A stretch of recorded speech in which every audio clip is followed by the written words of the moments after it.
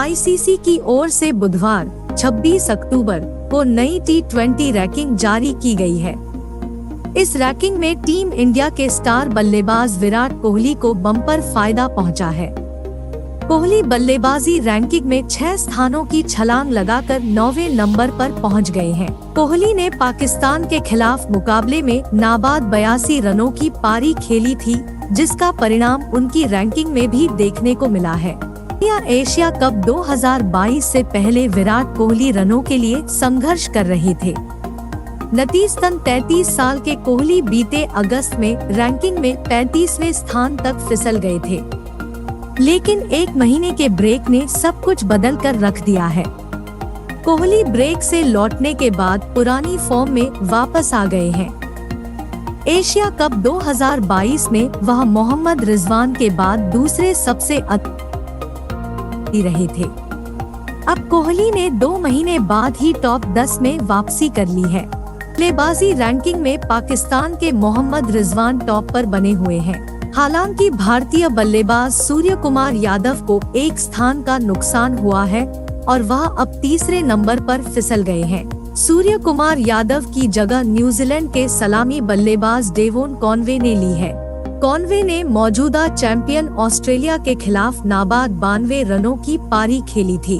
पाकिस्तानी कप्तान बाबर आजमन चौथे, जबकि साउथ अफ्रीका के एडेन मार्करम 5वें नंबर पर मौजूद हैं। गेंदबाजी रैंकिंग में बड़ा बदलाव देखने को मिला है। अफगानी स्पिनर राशिद खान ने जोश हेजलवुड को पीछा छोड़ पहला स्थान हासिल कर लिया है। हेजलवुड ने ऑस्ट्रेलिया के लिए मौजूदा वर्ल्ड कप में अब तक 2 मैचों में जरूर 3 विकेट लिए थे, लेकिन वह इस दौरान महंगे भी साबित हुए थे। उधर श्रीलंका के स्पिनर वानिंदु हसारंगा 3 पायदान गिरकर छठे, जबकि इंग्लैंड के तेज गेंदबाज सैम कुरेन अफगानिस्तान के खिलाफ रिकॉर्ड तोड़ 5 विकेट लेने के चलते 8 पायदान उठकर 8वें नंबर पर पहुंच गए हैं। गेंदबाजी रैंकिंग में भुवनेश्वर कुमार को फायदा पहुंचा है।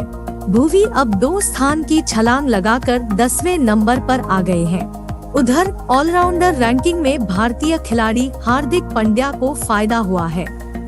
29 वर्षीय पांड्या अब ऑलराउंडरों की सूची में 3 स्थान की छलांग लगाकर तीसरे स्थान पर आ गए हैं।